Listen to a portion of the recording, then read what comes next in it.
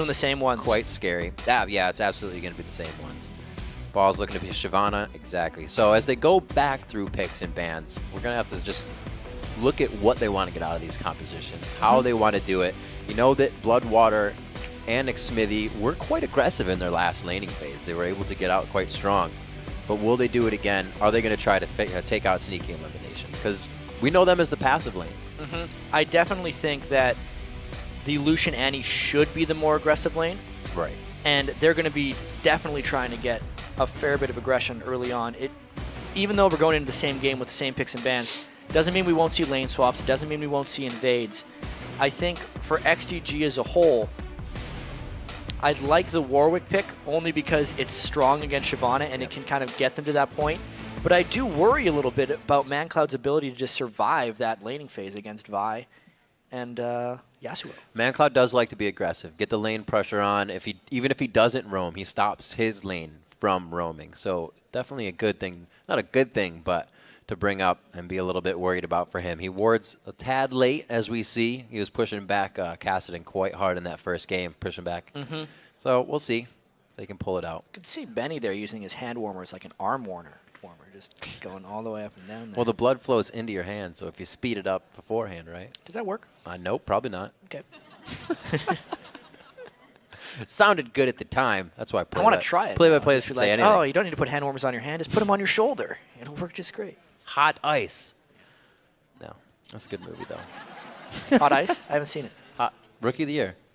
Wow. I have seen Rookie of the Year. I have not seen Hot Ice. That's the same movie. It's just a line in the movie. All right. All right. We're on the same page. This is how you get so good to be co-casters. Words. Yep.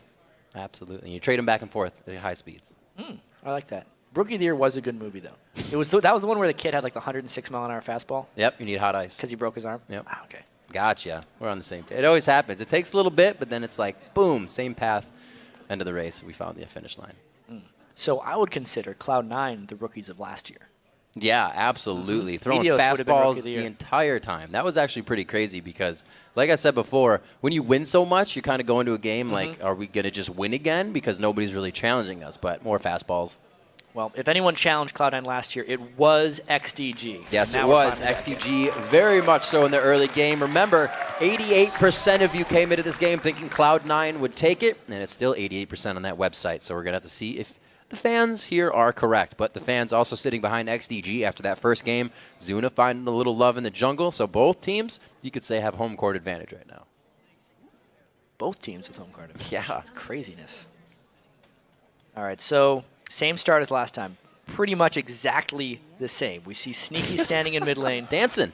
With Mancloud. Oh, he's balking the shot. You got to be careful with this guy. He broke Manor last time. He did. He's going to fire ironically with a Peacemaker. Damn it, Riv. That was good. Double Doran start. Actually, Yasuo going for the Doran's Blade in mid instead of the shield. So that'll be a first. Not gigantic, but a new. Thank you, Caitlin. All right, so Doran's Blade start actually on Yasuo. Yeah. Very aggressive opening. We saw Voyboy's last successful Yasuo game. He started with the Doran shield. Instead, I really wonder whether Hai's going to want to lane against Gragas or whether he's going to want to put himself in a 1v1 against Warwick. He would have to go a long way in order to get to that Warwick 1v1. If I had to make a prediction here, I'd say it's going to be standard lanes all around, but we just haven't moved into those spots yet. We have only had standard lanes all around. We're 4 games in here, and nobody's really wanted to mix things up First yet. game, Cloud9 did the double turret kill.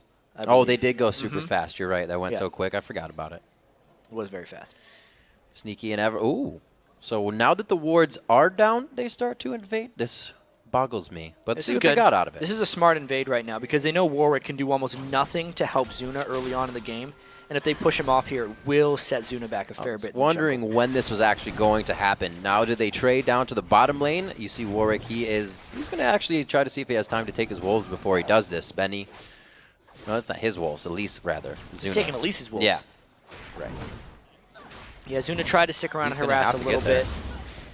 He's going to run to his red. I wonder, actually, if Balls is going to take the blue buff now for himself because he doesn't want to get to lane. No, he's going to run straight down to that turret to get some minion experience. So it doesn't seem like Balls really is one of the Void Boy, or we saw earlier happening, that they just walk away from level 2. Actually, he was doing yeah, it, well, but now he's approaching a lane. Balls actually took the Wraiths while the counter jungling was happening and then ran all the way back across the map. And the only reason Balls showed himself in the lane that early was because the wave was already pushed to his turret, so there was experience for him to get. As you can see, Benny is still jungling since the Caitlyn and Thresh haven't actually pushed it to the turret yet, therefore couldn't get experience. A little gentleman's agreement on the blue takes of either side. Let's see that Zuna's able to take that one back into his favor. Zuna, we said, playing Olaf in his last game, 6-0 in 15. Going to be bringing out the Lease. We pointed out a little bit of the mechanical, that it has heightened the mechanical prowess of Elise. Takes a little bit more. The requirement of there we is go. a lot higher. I wonder It's if a go down weird thing to they this bottom counter lane. that early, but it's because he just taken the blue, and they're pushing him off the turret anyway. So they're going to be taking turrets, and again, Cloud9 opts into this turret trade. It kind of forces the other team to have to opt into it as well. You go this fast. TSM fell behind here last game. They weren't even halfway done with this turret by the time that Cloud9 took theirs, and it looks like they will be able to fare a little bit better here, or XDG that is. That move by Balls right there, waiting in the tri-bush for experience. Twice in a row now.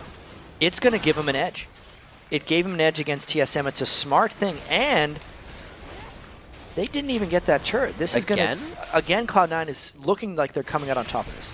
Let's see if they can hold it. That was Zuna backing, or not Zuna backing, I'm sorry. That was Bloodwater backing, saying, you guys got this. And he's not even focusing down to that bottom lane. They say, I'll meet you in mid. We're starting the rotation now and putting it in step. Well, here's what XDG is doing that TSM didn't, is they are making sure they have defense for their other lane. Yeah. And they're still having enough to finish off the turret and keep the game close. Yeah, that was a little miscommunicated in the previous game. Our first game of the day, actually, Cloud9 TSM. XDG, like we said, faring a bit better here, but Hai is still trying to keep this lane pressured or pushed as much as possible. So Mancloud can't get out, can't roam in it. Not Mancloud. Oh, I was going to say it's Mancloud playing a little passive, but Mancloud now being Mancloud. It goes in for a flash body slam, but neither team really wanted any of it. That was really strange decision-making right there. And now it's getting maybe turned around. Both flashes down from mid and jungler. Hai's early laning phase was very strong against Gragas. He's definitely been outplaying Mancloud there. And it was almost a desperation flash body slam because he thought Zuna was going to be in range to gank, but it wasn't even close. They caught Meteos. As soon as he peeked his head around that corner, they didn't want any more of the fight. So really good positioning by him. Always right place, right time. Looks like Mancloud's kind of forced to stay in lane now a little bit behind, and this is really where Hai's going to want him. Just keeps ticking down on him, and he controls that lane, rather. And this is something that Hai has over Mancloud. He can stop Mancloud from farming the wave when he wants to, because the wind wall actually destroys the Gragas barrel while it's rolling on the ground. So if Mancloud tries to set something out and farm the back wave, Hai can stop him from doing that. He's almost double his farm now. That's a really big factor, because Gragas is only thrown out when he's getting 2 or 3, when you're getting mass coins. So that is going to absolutely hurt. Great point for Mancloud. He goes for 2 rings. He knows he needs a bit of that HP because the burst from Yasuo is going to be quite strong. We saw what Void Boy was doing to the AD carries earlier. Xmithie and Bloodwater looking to soak up some of the resources as they've found the lane pushed a little bit, but they don't want to get too close to Sneaky and LemonNation in their new aggressive type style of play here. Yeah, Sneaky done a very good job laning on Caitlyn throughout the day. This is his second game on Caitlyn. He was victorious on TSM, and that's... There's an argument to be made that he was just getting rid of that, but it's a bad one. Maybe he was just hungry. Everybody loves cupcakes. He does have the Vamp Scepter already, so getting getting traps out of the way when you can is often worth it. Otherwise, it'll stifle ganks and often kill you when you're trying to run away. See, he's already life stole it all up, so he did, in fact, clear that trap just to get rid of it. So that's the thing with the Vamp Scepter lane, though, and you have no sustain coming from a healer. Ooh, very nice flash on the Vault Breaker there. Benny's going to go ahead and waltz himself around. He will not get any blood sent out of this one. No, it's going to be a 3v1. Great transition up from Hai, but Zuna meets him first. Will it be enough? Zuna's like, I ain't got nothing for you after the cocoon. Benny finds himself in the long walk, going down for first blood. And that was all because Hai had so much presence in that mid lane to stop Mancloud from roaming up, but he himself is in trouble if Mancloud... No, actually not, because he got the wind wall. The wind wall will change the prediction immediately. LemonNation also trying to throw out a quick aggression there to get the Fog of War into their favor and everybody coming out of the woodwork. See them pushing down. They decide to leave the bottom turret, though, knowing there was a lot of aggression towards the top side. Why would they leave Xmithie in the bottom lane if they're not going to get much off this? Well, I think it's just because they want the support to be roaming around a little bit, and he's not needed down there as 2 people as long as Sneaky and LemonNation are roaming around. You don't need to have Bloodwater there to watch Xmithie farm. Right.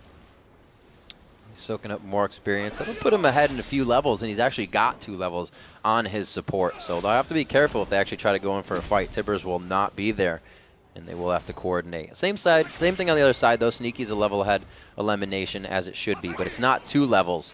And they're definitely going to be able to coordinate these fights. Pushing up here from Xmithie and Bloodwater without too many wards behind them. And I think they heard me. They go to ward.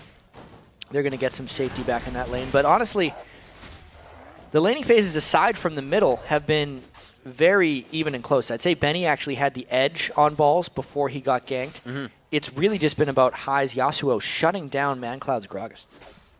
Something to keep an eye on for sure. We know Gragas is being really one of the top tiers. We've seen him in the jungle recently as well. Seen him as support recently as well. So you've seen him everywhere. Been used all around the map. I wanted Gragas support to work yesterday. It just didn't. It was actually Kuja who tried to play support Gragas. Yeah. Some people may know him from long ago in the European scene, but all the way back to Season 1 finals. He's been around. Against All Authority versus Fnatic. Those are some fun games. Definitely a different style of play 3 years later. You could say that. You could say it's slightly different. But even so, we have Yasuo against Mancloud. He's got to get out of the way of that teleport. Oh! That's all that needs to be said. Mancloud's going to get tired of this really quickly. High's wind wall is completely shutting down Mancloud at the moment. That would have probably been a kill if he wouldn't have been able to react and put that wind wall down. That's the big thing about playing in these low ping environments is his reaction time is basically just true to what is coming out of his screen. And that wind wall effectively stops a teleport. That's on full cooldown for Benny, who is going to ult in on that fight and get the suppression. So that stopped a little more besides that cask.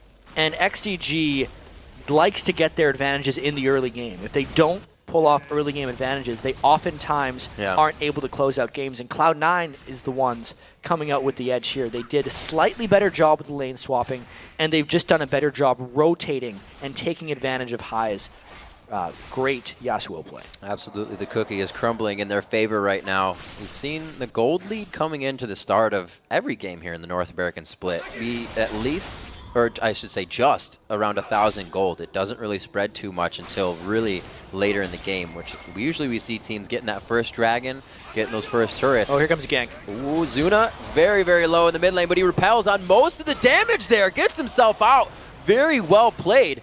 And I believe he canceled out the Vault Breaker, Assault and Battery rather, and he did. Yeah, they were trying to chain that one after the other, but he was able to repel right in between the combo.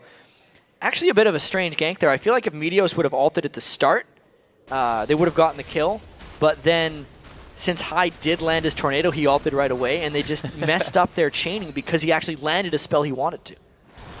See where they go from this. A little aggression in mid could give them enough to start going for the turret. A sweet little wall there stops Xmithie from putting some passive damage down onto it.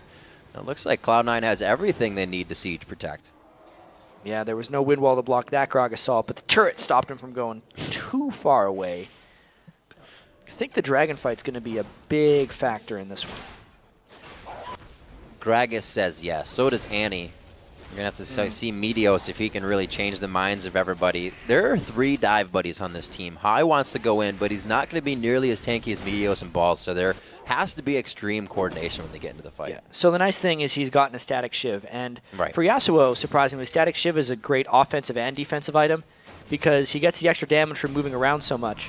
But since the move speed actually comes out from Static Shiv on him, it's an off argument, but it makes his flow recharge faster for the passive shield that he can get to proc there.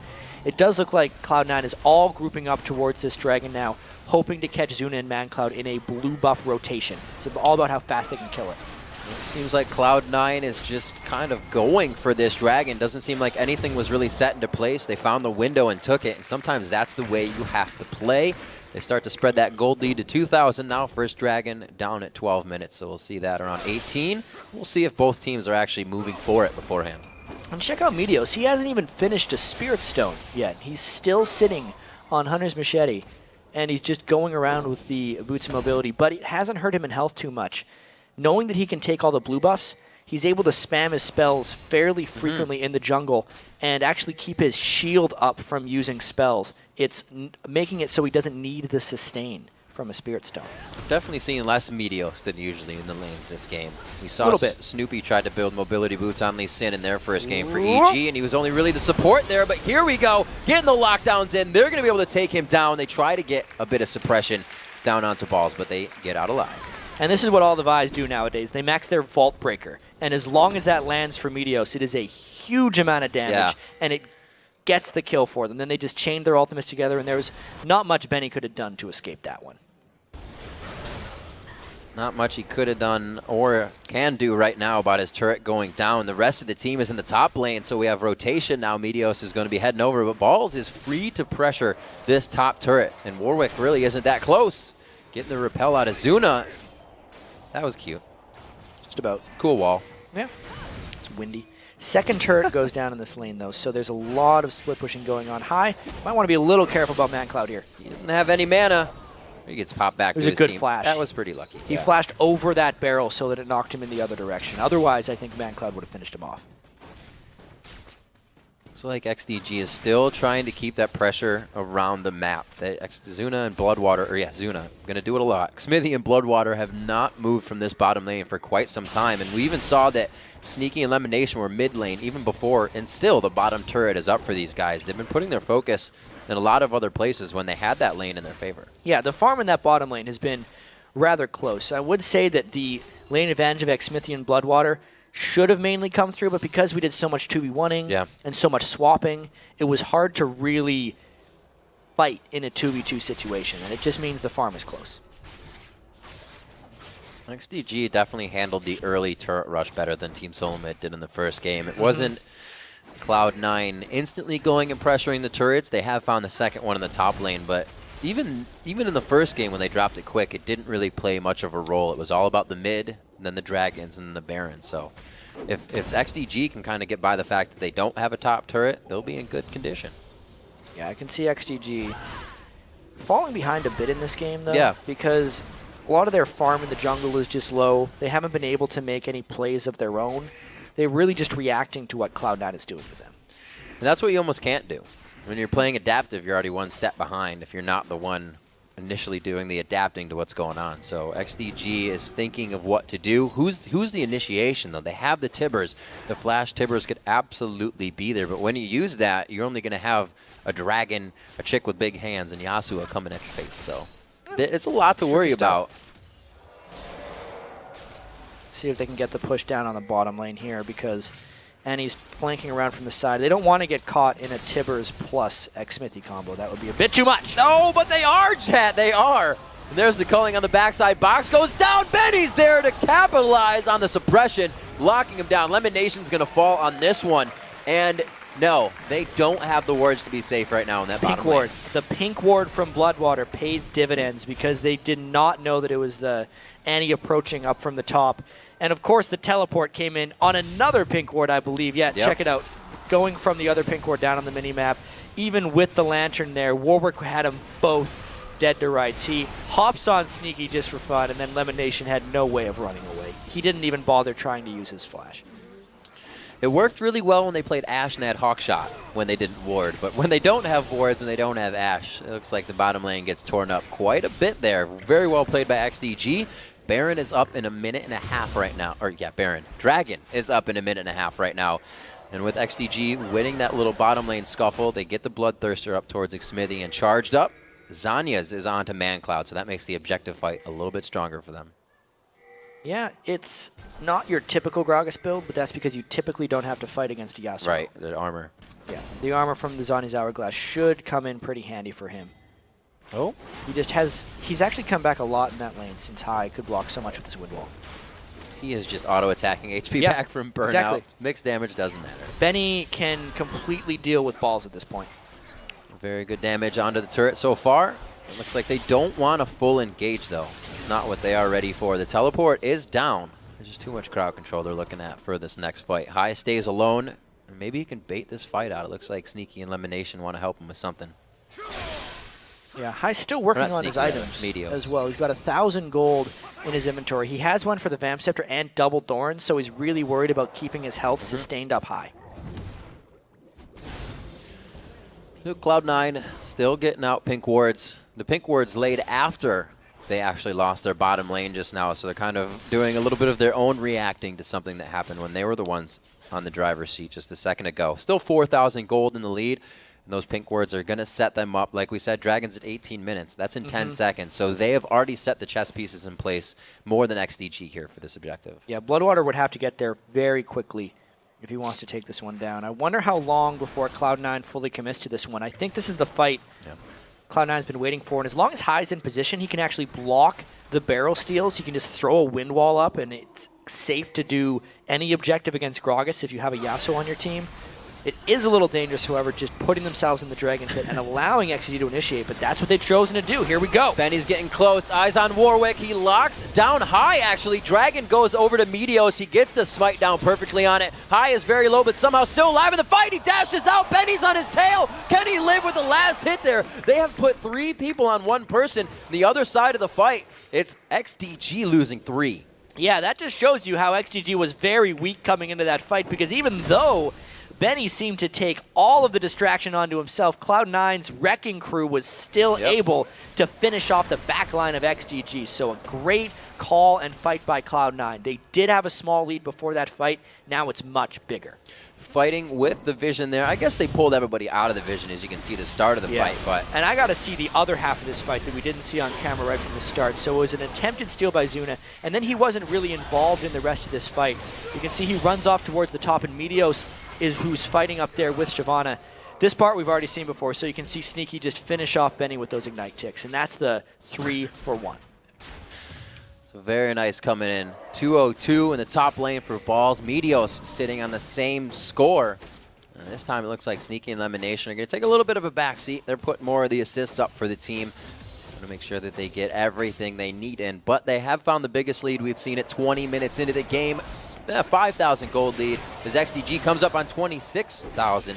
And almost an engagement there. A great lantern out by Thresh. Yeah, so soon to be an Infinity Edge on High. That's going to be a scary thing. But it hasn't necessarily been him being a big factor in this game. It's been the synergy between Balls and Meteos.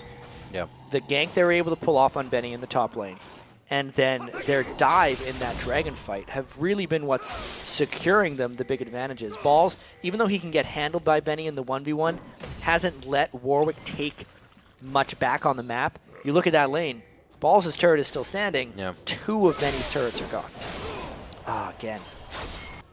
There's wind walls. Wind walls, trying to keep him safe in mid. Something we saw earlier with Benny coming down in the teleport. They got good kills on LemonNation and Sneaky, but it didn't deter them at all. Usually you think the next fight would kind of go, in XDG's favor as well, but Cloud9 knew how to regroup for the fight, putting themselves up with that dragon. It's very hard to come back after losing fights like that and go back and forth every time. Usually it's a team getting a little bit more every time, but Cloud9 does not let that happen. Not so far this game. We're only 21 minutes in. They had a slow, methodical play against TSM. This one's been pretty standard, not nearly as slow as their game against TSM, and I think they're trying to pull off a bit of a split push here with High farming on the side, which means here comes the initiation. Oh, Sneaky on the front line, and that means he is going down first. Ball's coming from the backside, and they just get everybody as they try to siege the turret. That's how you do it. You come onto your own turret from the backside, but it looks like XDG finds a bit of ground in this fight. LemonNation very low, stopping High, but he's able to finish out Mancloud, the barrel, taking down LemonNation before he gets hit, valiantly doing some good damage before he goes down, and still so chaotic, but only 3 for 2. Yeah, they get the 3 kills because they saw there was no wind wall to block their initiation that time, and they just went all in right away. I don't know. He's just trying to stall. Wow, Burns getting the flash. flash out. Not what he wanted there. So High in his aggression loses out on that summoner spell. It looks like Cloud9's able to is forced to regroup now. And that was XDG's chance to really get into a fight. They took down 3, and they did a great job. They saw their opportunity, and they pounced on it. The Warwick still doesn't even have his wits end, but he is becoming pretty strong man right there. 7,200 gold, actually 1,000 behind what Balls has on Shyvana, but just as impactful in some of these team fights. Warwick always used to say he doesn't need as much gold to be good as other champions. His scaling is just so strong. Like we said, that time bomb, I'm going to be looking towards another 20 minutes in this game, and you will just see that Warwick. Well, we'll zero see him. cares. Yeah, he won't care. It's not like he's going to start blowing people up. He'll just be very difficult to deal with. He gets his extra set of 4 abilities. Yeah. Then he can blow people up. 3-2 in turrets, so not too much map control really is the name of the game here. It's all been within the lanes. The mid turrets still, or mid turret, I should say, still standing for XDG, which is going to help with their buffs a little bit. I don't see that Zuna is really trying to make too much pressure. He had a little bit more pressure on Olaf in the counter ganking, or counter jungling, I should say. But maybe Meteos on the other side doesn't let him do that. This is a much different game for Zuna. He didn't get the early ganks happening, and now he's just trying to make up for it. Yeah, got onto high pretty well right there. The body slam and the instant Q barrel. Able to get 3 off of that and the shutdown right now into high. That was all Benny, I feel like. The suppression from the Warwick ult just allowed the rest of them to fly in afterwards and finish him off. High pushing up a bit too far without safety. See what they're getting wards around. They got pings down towards Baron. Those are only for vision just now. Really not putting out enough damage to cancel that guy out quick enough. So at 24 minutes, 7-7, even in kills, and it's really the next focus. Oh, Meteos looking to Q that Vault Breaker. Almost landed on Mancloud. These guys are testing each other quite a bit right now, seeing who can pressure each other more into making that next mistake. Yeah, and it's going to turn into a pretty good game here. You can see XDG, since they got the kill onto high, was able to take that turret back.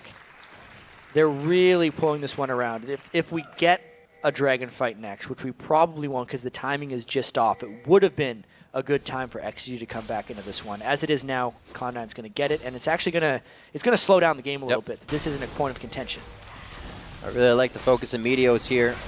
Always on those champions that can get himself in the team, but also helping with the Locket of the Iron Solari. If High or Balls on Shyvana or Yasuo need that extra shield when they're in deep on the back line.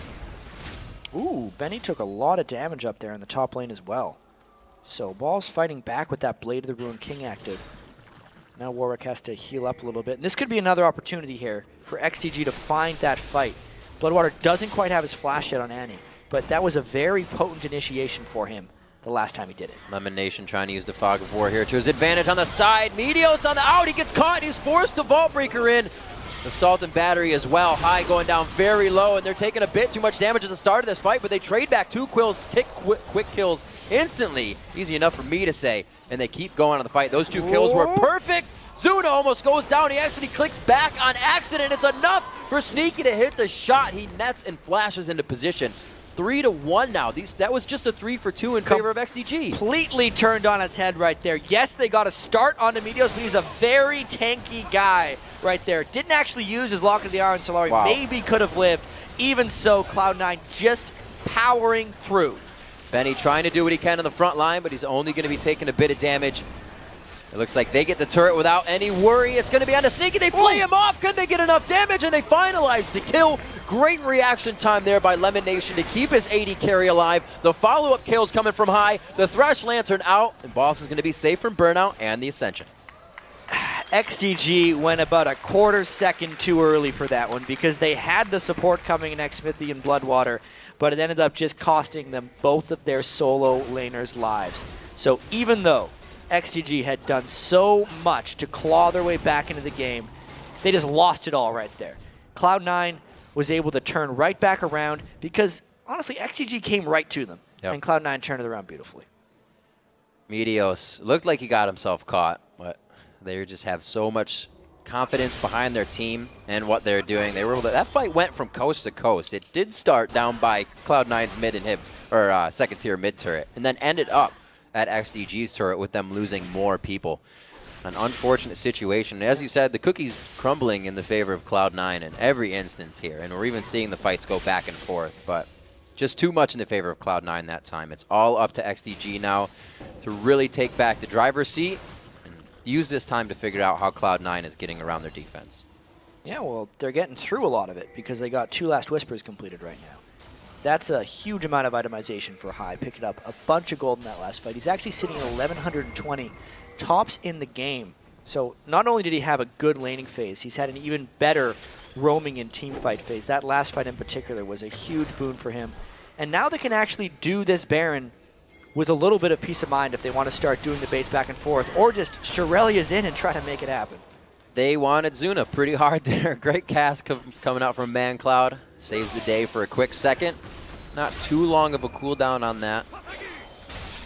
We'll see them getting back into each other's face in just a quick tick. Zanya's finished up for Mancloud, and he's had that for quite some time. The only times he's used it, he's actually gone down after, so it's really not proving useful for him just yet, but nothing else is really going to. It's really hurt his Gragas build. You see most Gragases get the death cap very early, and he basically turns into a burst caster. Since he had to go with the Zanyas, his damage has actually been dropped fairly substantially, and he has not been able to make the impact he normally would on Gragas. Wits End finally finished up on Benny. It's something we saw Darian building up. I'm actually happy it's back. It's kind of one of my favorite items. I like Wits End. Everybody loves my favorite item. Everybody loves attack speed. How can you not?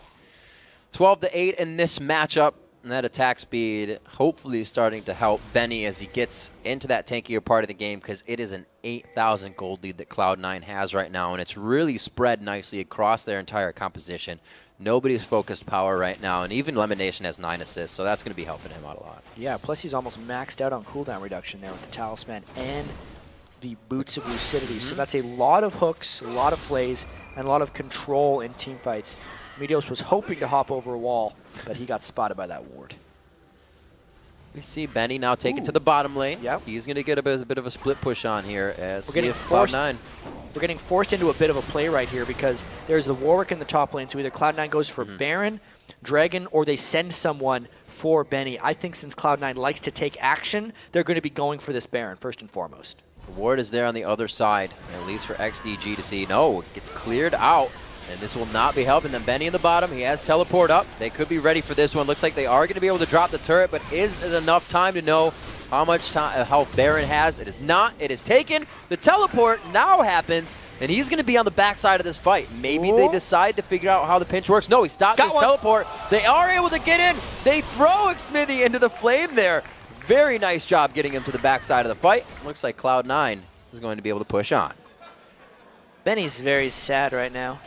He just standing there after his teleport was canceled, probably from his own use right there. A lot of times if you try to spam click right as you're teleporting, you'll cancel your own teleport. Yep. Not sure what happened there or if it was an intentional, but even so, the Baron was taken before anything could have had a big impact, and now Cloud9 has a nearly unstoppable push down the mid lane. Let's see, well, they will take the turret, and it is going to be the inhibitor next. If that Lantern hit, there would have been Nexus turrets to follow after this, but with that Gragas being up, the full 4 around him, or full 3, I should say, Xmithie up in 1 second, they can't not do much.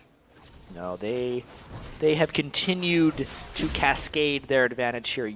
Yeah, they gave up 1 turret to Benny, but it was for much more great gain. Plus, they can just take a dragon on their way out. Oh, is he going to grab the lantern? Come on, man. It's right there. Get it. No! Oh, bus driver closed the doors. See where they can go from this. The Dragon's only going to help the pile of gold that sits in the back of their fancy car right now. They are ahead a nice, cool 12,000 gold, and that's nothing to be worried about. If you're on XDG, however, it is very hard to get by any of that. You can see, talked about it before, the double static Shiv, Infinity Edge to Bloodthirster, so somebody's got the crit damage and somebody has the sustain to stay in the fight. And these guys, like I said, with that Lock of the Iron Solari, and then Meteos builds the Banshee's Veil, they're starting to become completely unkillable, and Benny is losing people that he can ult in these fights. Yeah, Benny, in order for the Warwick to work, other people actually have to be getting things low. Right. And him sitting in the fight needs to be an active distraction. At this point, since Cloud9 has just caught a few people out of position or just chased down the squishies, they've been able to largely ignore Benny. And it has not worked out for them. I think the pick itself has been good for XDG, but the team performance has not been. Definitely have to be forcing more fights, but how can you do that? The other team is so far ahead, and you know it's a straight loss 5-on-5. You get the split, you use the Fog of War to your advantage, and you use the Greg Assault to get high right in the spot you need him. They're going to throw it in the box. This is a big fight here for XDG, and they need to come out on top. But even with the turret on their backside is another member of the team. It's Sneaky and crew to wipe them out, push them off their own base here and just the outside. And it looks like they're able to continue. The Baron taking away is really giving them a huge advantage, along with positioning. Hey, as nice as the catch was on to high, there was no Xmithie there to capitalize. So even after they killed him, it was still a 4v4 against a team with Baron, which meant 2 people fell on XDG, and they lost their turret. Here comes the continued push. And this becomes the hardest part. You have the wave you have been waiting for in the top lane, but XDG can't get anywhere near it. Cloud9 is knocking on the front door for a second time here. The second inhibitor looking to go down, doing this methodically as Cloud9 does, and I would not be surprised if they took the time to go top and take everything. They were not able to get that last inhibitor, only because XDG had respawned and they had actually gotten harassed down quite low amongst all that. But good control, smart counter move. Yeah. It's actually a little strange for Cloud9 because normally when they play, at least back in the 2013 season, they were the ones who initiated almost everything, and teams were reacting to them. But in their first game, when they had the Teemo, they set up their traps, their little stupid mushrooms, they were so annoying, and TSM had to consistently come into them over and over again, and that's how they won like a very slow and drawn-out game. And in this one, when XDG made the game close, Cloud9's victories have been very reactionary. We think of the first fight, where the first fight they won way up towards the middle turret of Cloud9 when they got the catch on Meteos. That was XDG's move, and Cloud9 just reacted to it very well. Even the last push for the bottom inhibitor, XDG's move to get on high, but again Cloud9's victory. So instead of them playing extremely aggressive and making all the moves, they're actually reacting a lot more than they used to. They're the ones that wait for you to make the mistake. It even kind of plays in, like you said, the way they did it with TSM. Knowing that TSM was warding so much, they cleared a ward and hid where they wanted to ward. That's how they caught the odd one a few times. Yep. So they really play to their opponent's mistakes, and that's a different way to play when you completely win every game. If your opponent doesn't make a mistake, then it becomes scary. But Cloud9 is exceptional at finding them. Sneaky with blue buff as he heads towards the bottom lane. He doesn't even need it, but they have a lot of things they don't need right now, like a 12,000 gold lead. That's pretty good. 15-9 and 8-4 in turrets. They still have 3 to drop on the map. It's good for XDG. They got their inhibitor back in mid, but they are all huddled around pretty much a small campfire that is those 2 inhibitors, keeping them alive. They got to keep those things warm, otherwise they're going to get destroyed right here. Banshee's Bow being completed by High makes him very safe. There's a really hard initiation. Going to the back line. He went for a hell of a ride there. Meteos is there. Everybody's to the back line. Talk about dive buddies in 3, because it's a crowd. Zuna now the focus. He is trying to get himself out. The repel is the only thing to keep him alive for a few more seconds. Mancloud feeling good about the 1v1 onto Sneaky, and that's what they needed, is the DPS to be out of the fight. But look how much power just comes from the auto attacks and the repeated abilities of the Bruiser squad. These 3, Balls, Meteos, and High, just doing work with Lemon on their back. So that was actually kind of cool. Vi knocks everyone aside when she goes for a target, which made way for the ace in the hole, and that's one of the huge things that just destroyed Xmithie in that fight. It means both inhibitors are going to go down. Maybe the game here, because they still got 4 people alive to 2 defenders. 35 minutes in the game. This is very much more so Cloud9-esque. Their 34 to 35-minute average game time becomes a little bit more true. They look to win their 2nd game of the North American Spring Split here in 2014. Whoa! A little bit more damage, and that could be the Nexus right there, trying to get some kills at the end. Everybody loves a little bit of KDA. The culling on the fadeaway, not enough to grab High. Meteos looking happy. A quick high 5 to High, and all around the horn for Cloud9. 2-0.